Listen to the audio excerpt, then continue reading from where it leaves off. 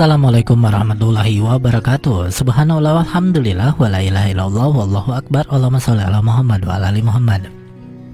Dipancarluaskan langsung dari Jalan Jenderal Sudirman nomor 1 Kompleks Masjid Darussalam, Sangatta Kutai Timur, Suara 91,1 FM Radio Informasi dan Inspirasi Keluarga.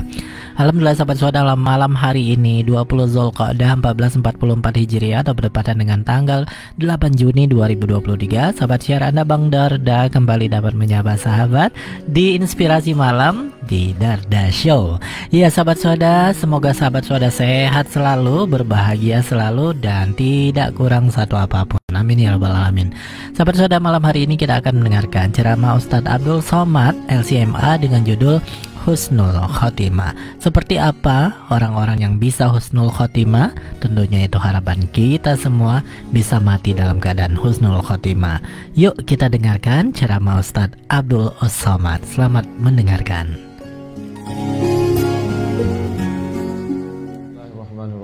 Assalamualaikum warahmatullahi wabarakatuh.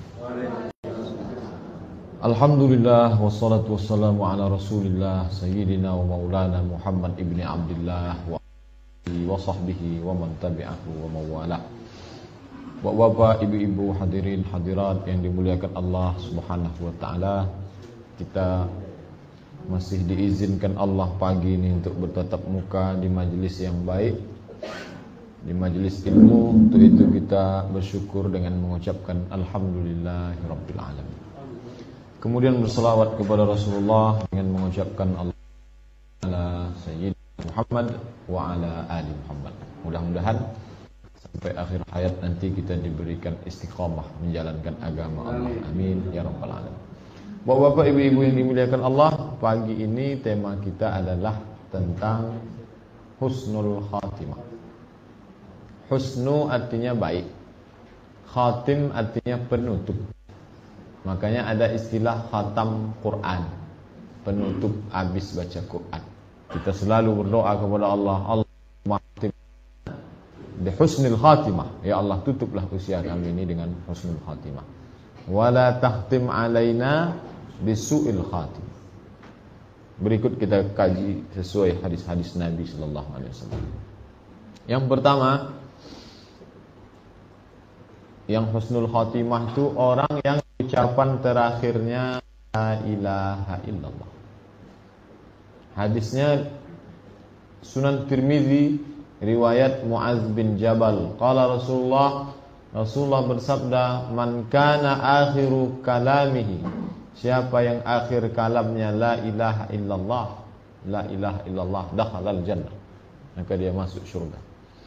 Akhir hidup kita diakhiri dengan la ilaha illallah. Tapi kita tak bisa sendirian, maka kita ditolong orang lain.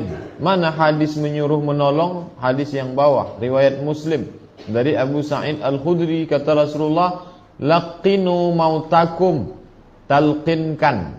Makna talqin, kalau saya atau ibu atau bapak mengajar anak-anak, ini ibu Budi, lalu dia ikut, ini ibu Budi, itu talqin namanya, mentalqinkan. Kita baca, diikutkan orang lain.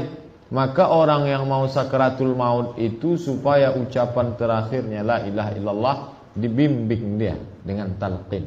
Maka kita talqinkan la ilaha illallah, kita bisikkan ke telinganya ucapan la ilaha illallah. Supaya apa?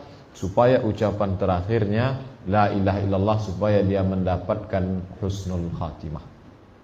Dalam masalah talqin ini tak ada pilih-pilih. Siapapun yang mati kita talqinkan. Ada orang baru kita kenal, lalu dia sakaratul maut di hadapan kita, kita talqinkan. Mengapa demikian? Karena Nabi menyuruh talqinkan. Datang kita ke rumah sakit, nampak kita tak ada orang mentalqinkan, karena anak-anaknya tak ada yang tahu, keluarganya lupa. Maka datang kita talqinkan. Tak usah kita segan. Mengapa? Karena kita sedang menyelamatkan akidah saudara kita. Mungkin waktu hidupnya tak dapat kita tolong, di akhir hayatnya kita tolong. Mudah-mudahan dengan pertolongan kita itu, kita pula nanti ditolong Allah Ta'ala. Baik orang yang dikenal, tak dikenal, yang alim maupun tak alim. Jangan pula nanti waktu saya sakaratul maut, Tak mau bapak mentalkin. Tak usah lo Ustaz itu kita talkinkan, dia udah tahu sendiri itu. Dulu dia menceramahi kita la ilaha illallah, biarkan aja sendiri. Oh dah, tetap juga tolong saya. Karena seperti orang yang hanyut, maka ditolong dia. Waktu lahir dulu kita diazankan, sayup-sayup ke pangkal telinga ayah kita mengazankan. Asyhadu an la ilaha illallah, dia sebut. Waktu mati pun begitu juga. Setiap hari itulah kalimat yang dari mulai kita bangun tadi subuh, sampailah kita sholat, sampailah sekarang, apa ucapan paling banyak? Yaitu dalam sholat, asyhadu an la ilaha illallah. Dalam khutbah Jumat, asyhadu an la ilaha illallah. Dalam azan, asyhadu an la ilaha illallah. Awal hidupnya diawali asyhadu an la ilaha illallah, di pertengahan hidupnya diisi la ilaha illallah, matinya pula ditutup dengan la ilaha illallah. Bahwa kita ni terlahir semua la ilaha illallah, betul, tak ada keraguan. Bahwa kita dalam hidup ini berusaha dalam la ilaha illallah, betul. Tapi apakah ucapan akhir hayat kita la ilaha illallah, tak ada yang tahu. Oleh sebab itu kita selalu berdoa, berharap, berusaha supaya akhir kalam kita la ilaha illallah, supaya mendapatkan husnul khatimah. Mudah-mudahan kita ini termasuk yang akhir usianya husnul khatimah. Amin ya rabbal alamin. Ini yang pertama. Jadi semua yang kita lakukan dalam hidup ini, dari mulai salat, puasa, haji, zikir, itu dalam kerangka supaya di akhir nanti ditutup dengan la ilaha illallah. Makanya disebut afdalul zikri la ilaha illallah. So afdal zikir adalah la ilaha illallah. Itu yang pertama. Yang kedua, keningnya berkeringat. Hadisnya riwayat At-Tirmidzi. Waktu itu ayah Ibnu Buraidah berada di Khurasan. Khurasan itu di Iran. Dia mengunjungi saudaranya yang sakit. Dia tengok saudaranya yang sakit itu waktu meninggal basah kening. Maka kata dia, saking kagumnya dia menengok, Allahu Akbar, Masya Allah. Mengapa? Karena dia mendengar Rasulullah bersabda, kata Rasulullah, mautul mu'min bi'araqil jabin. Orang beriman itu kalau mati dalam keadaan beriman, husnul khatimah, bi'araqil jabin, keningnya basah, berkeringat. Mengapa? Apa menyebabkan keringat itu keluar? Ini pendapat ulama di bawah, Tuhfatul Ahwazi. Yang pertama, karena katanya adalah sakaratul maut itu sangat kuat, sangat keras. Maka saking kerasnya berkeringat kening. Tapi pendapat kedua ini yang menjadi perhatian. Pendapat kedua, karena rasa malu kepada Allah Subhanahu wa ta'ala. Mengapa malu? Sebelum mati itu datang malaikat menjanjikan kabar gembira. Kata malaikat, Allah takhafu, jangan kau takut, wala tahzanu, jangan kau bersedih, wa abshiru bil jannati allati kuntum tu'adun, engkau masuk ke dalam syurga Allah. Lalu si hamba tadi malu, dosanya banyak, silapnya banyak, amalnya sedikit, tapi Allah beri balasan yang besar. Maka dia malu kepada Allah. Akibat dari malu itu keluar keringat di kening. Menurut Imam Al-Mubarakfuri dalam Tuhfatul Ahwazi juz 3 halaman 38. Nah, jadi nanti kalau nampak ada orang meninggal setelah waktu sakaratul maut itu tampak, itu salah satu tanda. Tapi jangan pula kita wasiatkan dibuat-buat. Nanti kalau mati saya semprotkan biar nampak. Supaya pas datang Ustadz Somad melayat, oh ini masuk dalam hadis nomor 2. Malu kepada Allah Subhanahu wa ta'ala. Nah, ini. Yang ketiga, meninggal hari Jumat atau malam Jumat. Jadi cara menghitungnya itu adalah dari mulai Kamis petang. Jadi masuknya malam Jumat itu dalam hitungan kalender Arab tak sama dengan Masehi. Jadi kalau kalender Masehi jam 12 malam itu berganti. Kalau Arab waktu tenggelam petang itu. Jadi petang Kamis itu sudah masuk malam Jumat. Jumat petang itu malam Sabtu. Jadi perhitungannya petang Kamis, tenggelam matahari, itu dah masuk Jumat. Sampailah besok. Kalau ada orang meninggal hari Jumat atau malam Jumat, hadisnya riwayat Imam Ahmad bin Hanbal, yang meriwayatkannya Abdullah bin Amr. Kata Nabi, ma min muslim, seorang muslim yamutu yaumal jumu'ah, mati hari Jumat, au lailatal jumu'ah, atau malam Jumat, illa waqahu Allahu fitnatal qabri, maka Allah menjaganya dari azab kubur, maka dia mendapat husnul khatimah. Kematian ini tak pula bisa kita atur, kita setting, tak bisa. Kalau lahir zaman sekarang bisa, mau buat tanggal 1 bulan 1 2011 biar cantik aktenya bisa. Tapi kalau mati tak bisa. Oleh sebab itu jangan kita rencanakan. Semuanya kembalikan kepada Allah Subhanahu wa taala sesuai dengan usaha, niat baik, buat baik, Allah kasih yang baik insyaallah. Oleh sebab itu ini tak dapat diduga-duga, kita hanya mampu berusaha. Tapi hadis ini disebutkan dalam hadis riwayat Imam Ahmad. Selanjutnya 4, meninggal dalam perang jihad. Berjihad dia pada zaman Nabi, perang Uhud, perang Badar, perang Khandaq, atau zaman sekarang pergi dia ke Palestina, perang melawan Israel, atau beberapa tahun lalu saudara kita yang perang di Ambon, perang jihad. Maka dalam surat Ali Imran kata Allah, wala tahsabanna alladzina qutilu fi sabilillahi amwata. Jangan kamu sangka orang yang mati di jalan Allah itu mati. Yang terbunuh di jalan Allah fi sabilillah itu kamu sangka mati, bal ahya, mereka itu hidup. Inda rabbihim yurzaqun, mereka diberi rezeki oleh Allah Subhanahu wa taala. Kemudian dalam hadis riwayat Muslim pula disebutkan, man sa'alallah asy-syahadah, siapa yang bermohon kepada Allah supaya dapat syahid mati di medan perang, ballaghahu Allahu manazil asy-syuhada, Allah akan sampaikan dia ke tempat orang mati syahid, ke posisi, ke kondisi, ke kedudukan orang mati syahid, wa in mata ala firashihi, walaupun matinya di atas kasur. Jadi mesti ada niat jihad dalam hati.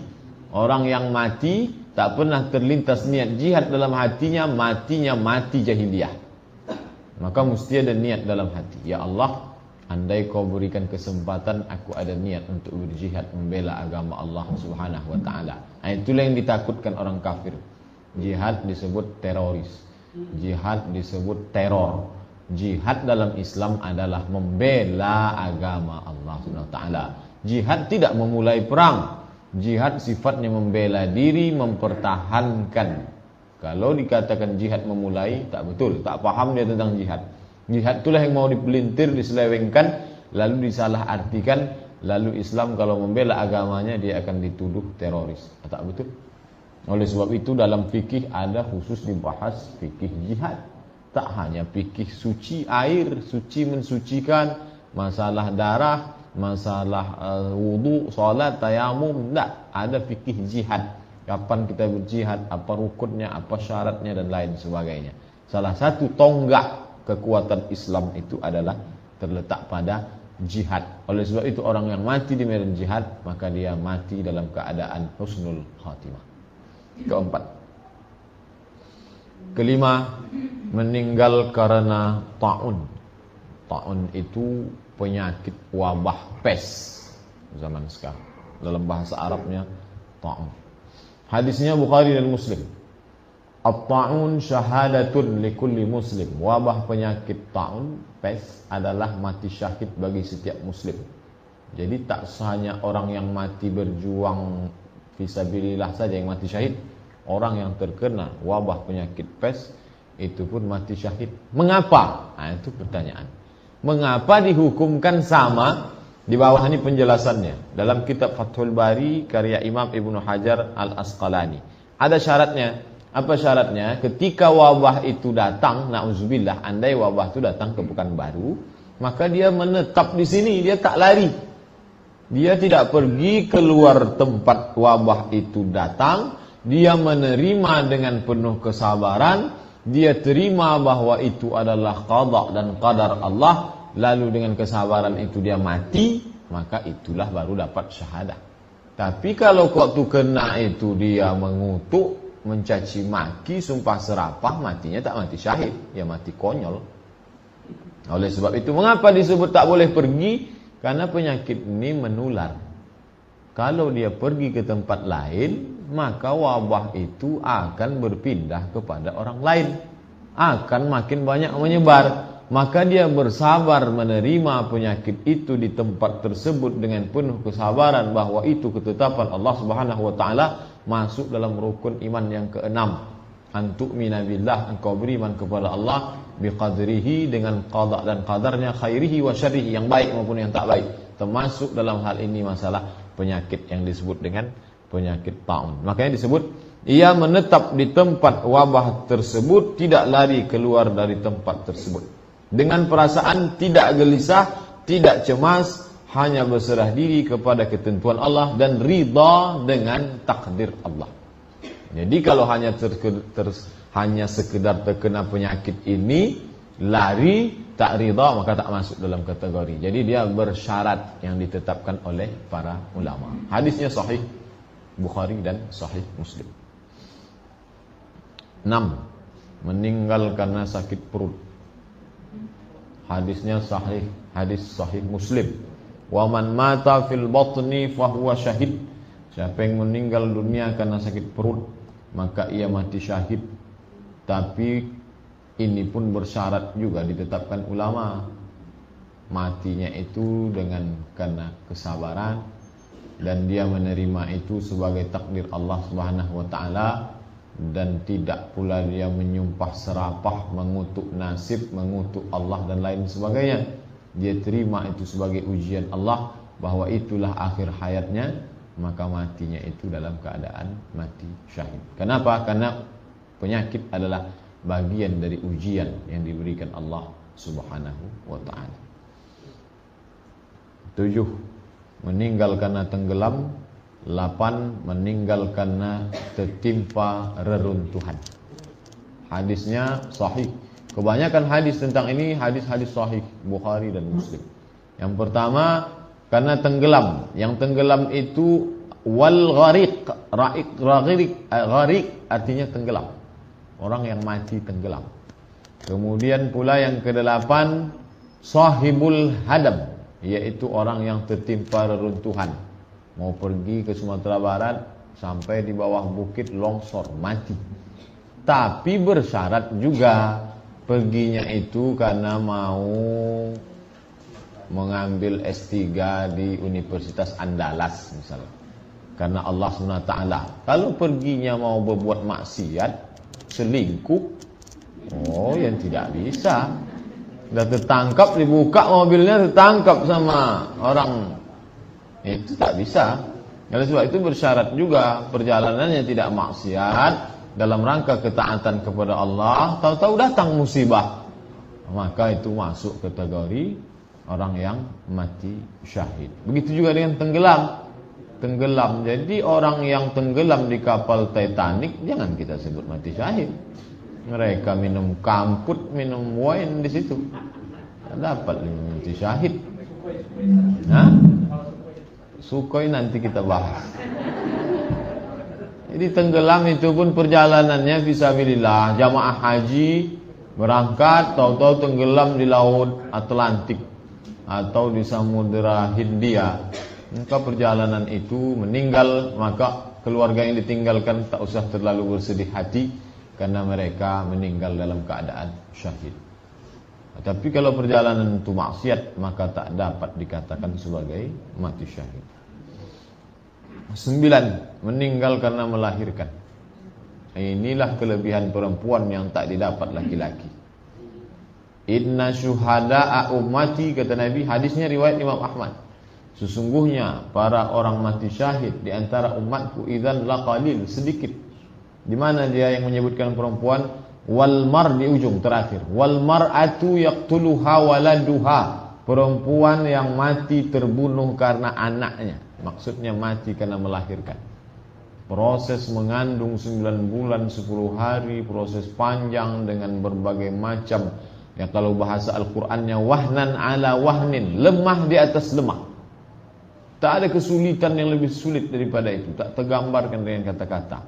Lalu dalam perjalanan itu meninggal dunia dia, maka Allah Ta'ala berikan balasan atas kesabarannya. Tak ada dalamnya perbuatan maksiat, benar-benar ridha karena Allah. Maka keluarga yang ditinggalkan tak perlu bersedih hati karena dia mati dalam keadaan syahid.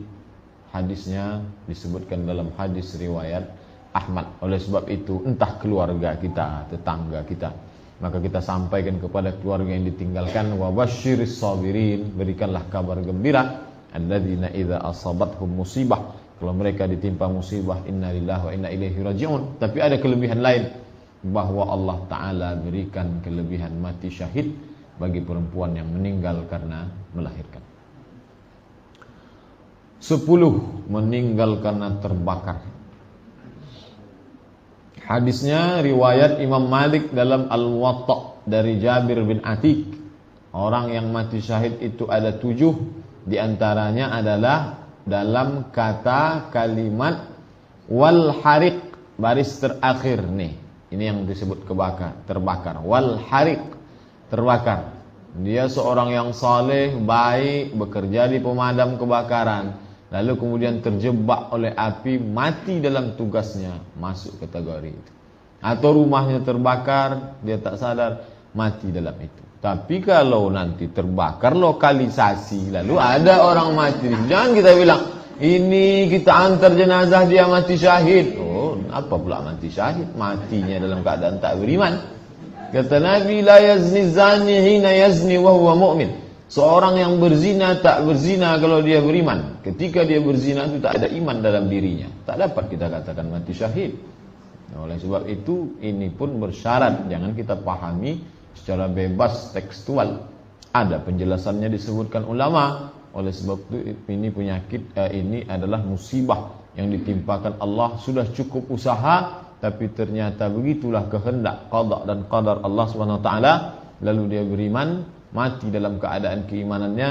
Saudara yang ditinggalkan bersabar, bahkan bersyukur. Kenapa? Karena ternyata saudara mereka mati dalam keadaan syahid, husnul khatimah. 11. Meninggal karena asul. Itu penyakit. Sul, apa penyakit sul itu? Kalau sekarang tuberkulosis. Sesungguhnya orang yang mati syahid di antara umatku adalah termasuk di dalamnya disebutkan wasul. Nah, ini dia, syahadah. Ini pun meninggal mati syahid, tapi bukan karena dibuat-buat, bukan karena disebabkan kesengajaan, tapi karena memang menerima takdir Allah Subhanahu wa taala. Ini termasuk kategori orang yang mendapatkan kebaikan di akhir hayatnya. Tapi tentunya juga bersyarat. Hampir semua ini ada syarat. 12. Karena membela harta. Kalau kita perhatikan, dari yang itu kebanyakan orang mati terkena musibah semua. Karena terbakar, karena tenggelam, karena tertimpa. Mengapa yang penyakit dan musibah itu disebut sebagai syahid? Karena Allah Ta'ala ingin menggembirakan hati keluarga yang ditinggalkan, supaya jangan mereka terpukul 2 kali. Satu terpukul karena kematian, satu terpukul karena penyakit. Ada orang yang keluarganya meninggal karena tak ada sebab apa-apa, itu memang sakit, tapi tak terlalu menyakitkan dibandingkan dengan yang mati mendadak, tertimbun dalam reruntuhan dan lain sebagainya. Oleh sebab itu, pukulan yang berat itu diringankan Allah Ta'ala dengan memberikan kabar gembira kepada Nabi. Nabi menyampaikan kepada kita, disebutkan ulama dalam kitab hadis, bahwa mereka gugur sebagai syahid. Maka kegembiraan orang yang keluarganya meninggal di medan perang sama seperti kegembiraan orang-orang yang keluarganya meninggal dalam keadaan terkena musibah dan penyakit. 12. Meninggal karena membela harta benda. Dalilnya hadis riwayat Bukhari dan Muslim. Kata Nabi, man qutila, siapa yang terbunuh. Qatala, membunuh. Qutila, terbunuh. Siapa yang terbunuh karena membela hartanya, fahuwa syahid, maka matinya mati syahid. Oleh sebab itu seorang masuk perampok ke rumahnya, lalu dia dicelurit atau ditembak, mati dia, maka matinya itu mati syahid kalau diakhiri dengan kalimat thayyibah yang baik, kalau pula dia melakukan itu dengan niat yang baik, dan hartanya itu pula dicari dengan cara yang baik. Keluar daripada itu tak dapat pula dikatakan sebagai mati syahid. Jadi syahidnya semuanya syahid bersyarat, tak dapat dipahami secara mutlak. 13 mati karena membela keluarga. Yang mana menyebutkan disebut membela keluarga, ini dia.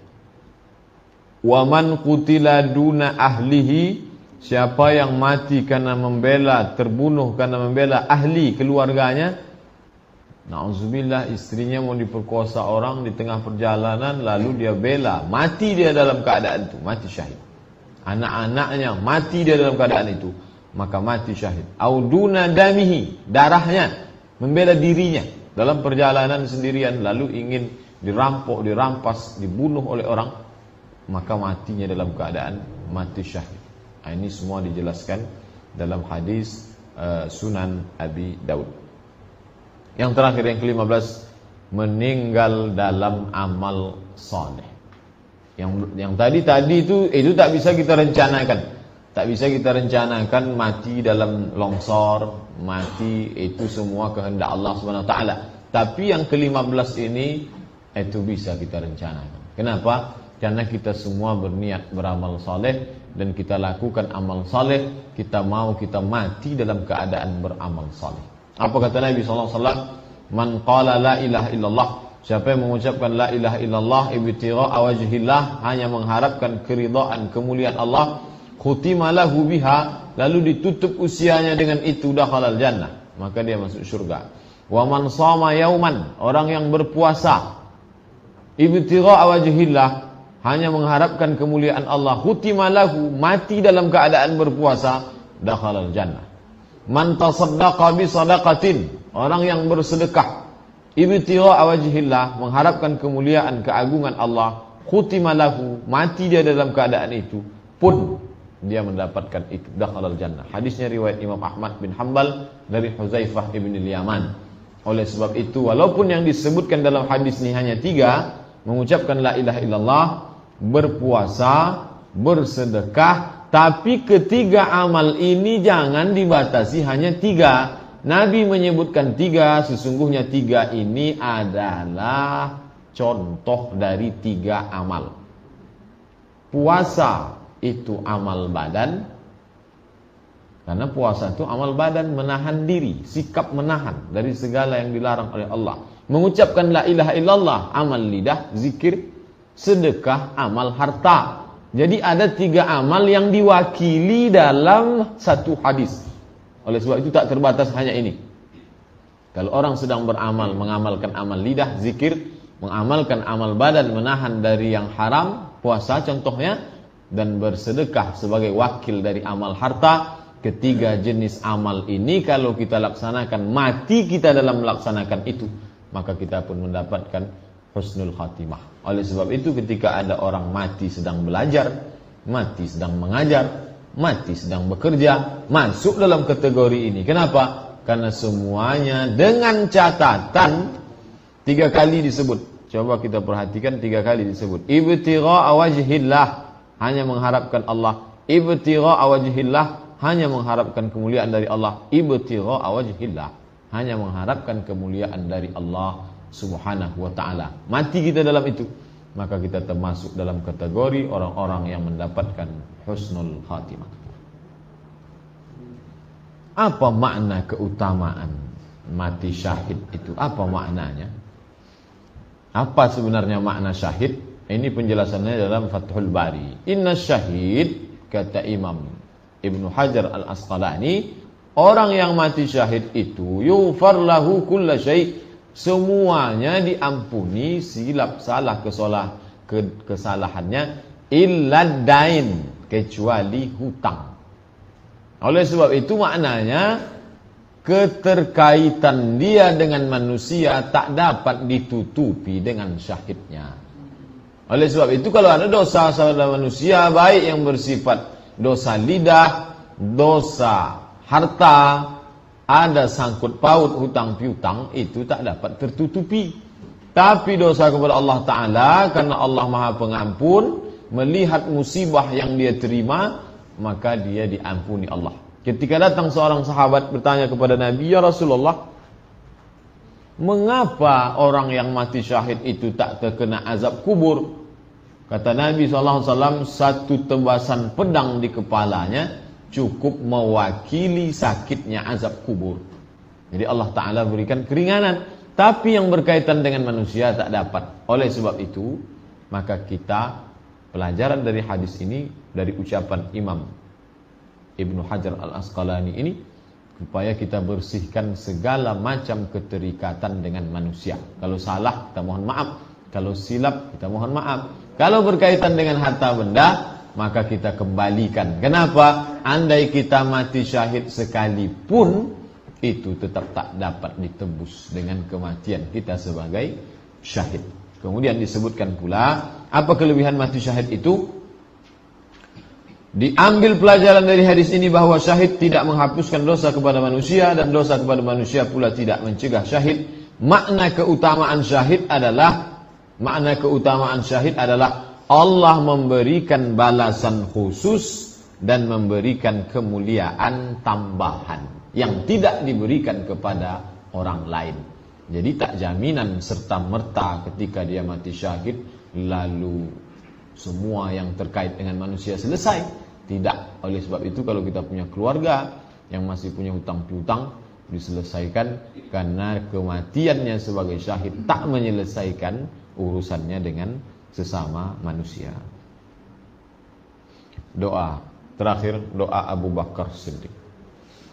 Doa Abu Bakar Siddiq ini disebutkan dalam Musannaf Ibni Abi Syaibah. Nama kitab hadis namanya Musannaf Ibni Abi Syaibah. Baik kita doakan, kita bawa sebagai doa. 3 isi doa. Allahumma ja'al khaira umuri akhirahu.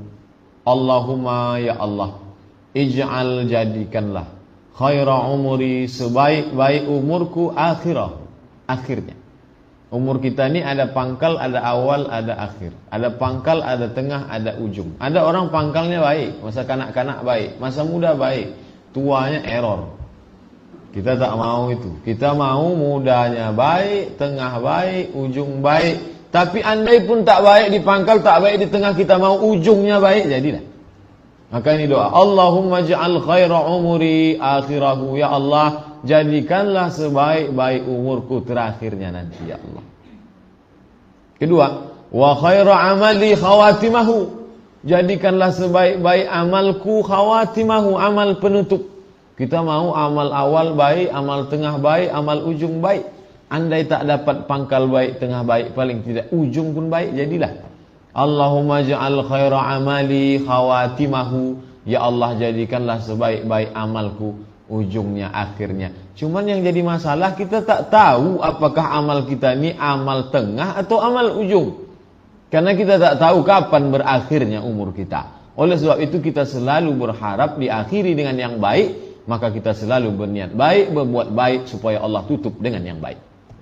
Terakhir, wa khaira ayyami yauma alqaka. Jadikanlah sebaik-baik hariku, hari saat aku bertemu denganmu. Ada hari semalam, ada hari ini, ada hari besok. Kita maunya semalam baik, hari ini baik, besok baik. Tapi ada yang lebih daripada itu. Kita mau baik ketika kita menghadap Allah Subhanahu wa ta'ala. Jadi ada 3 yang diminta. Allahumma ja'al khaira umri akhirahu, waj'al khaira amali khawatimahu, wa khaira ayyami yauma alqaka.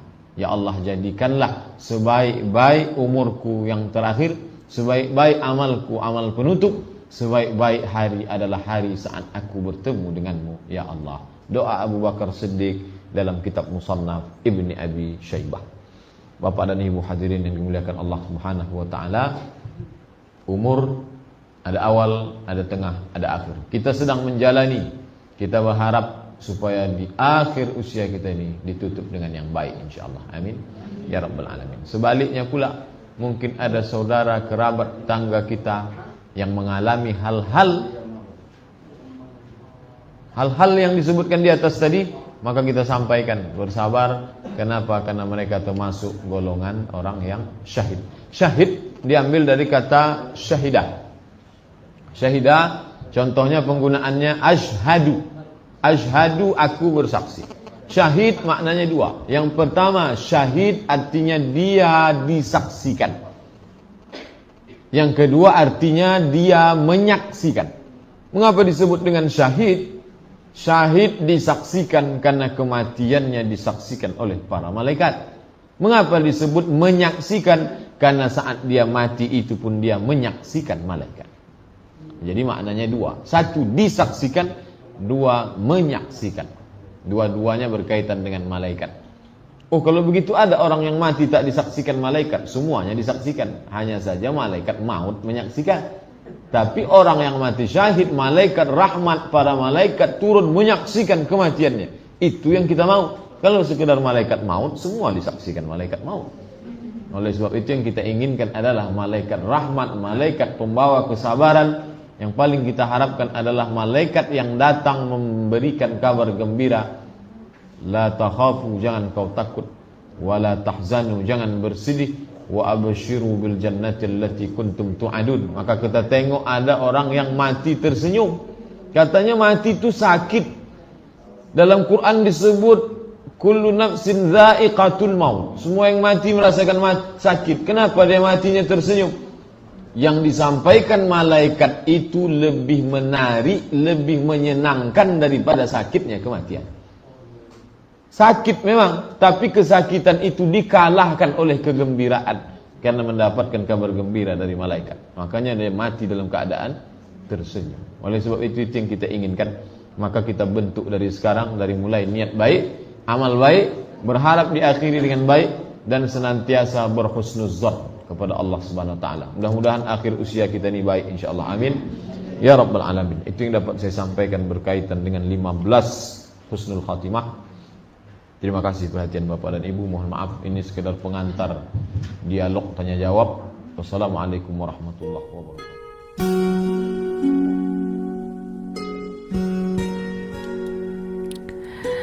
Alhamdulillah, baik sahabat saudara, tadi sudah kita dengarkan ceramah dari Ustadz Abdul Somad tentang tanda-tanda mati husnul khotimah. Masya Allah.